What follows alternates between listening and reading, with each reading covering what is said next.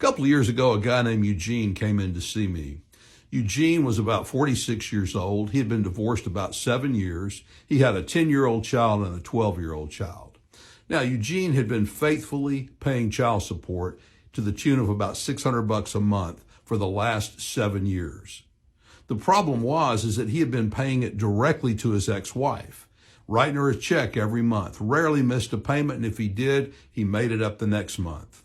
The problem was that the court order that ordered him to pay child support ordered him to pay through the state, in this case, Tennessee.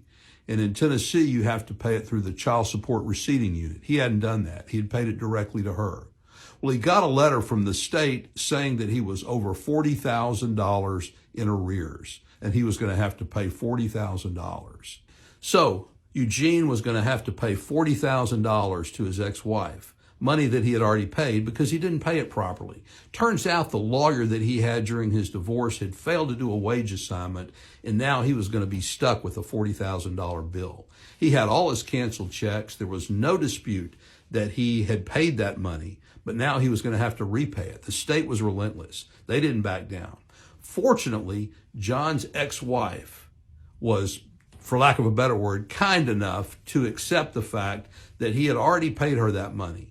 And we were able to convince the state of this, and we were able to enter a consent order that although John did have a small arrearage because there were some checks that he couldn't produce, he didn't have a $40,000 arrearage. So the judge signed off on the order, and he only ended up owing about $2,500. That was a good ending to an almost horror story.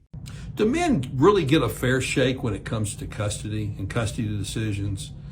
The answer I have is no. That's been my experience. You know, in Tennessee, as in a lot of states, we used to have something called the tender years doctrine, where the courts were almost required to give mothers custody of children who were under 5 or 6 years old, of tender years.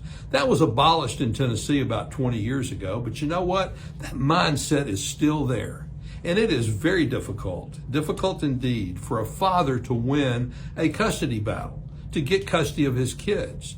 There's still somehow that mindset that the mother should be the one that raises the children.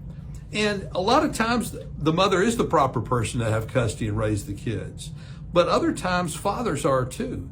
And I don't think dads really get a fair shake when it comes to it. We can say that, we can pay lip service to it, but in reality, it's not that way. Man, everyone knows the laws regarding child support and divorce are unfair to men. But until these same laws start affecting women the same way it affects men, the laws will never be changed. Stay moving, guys.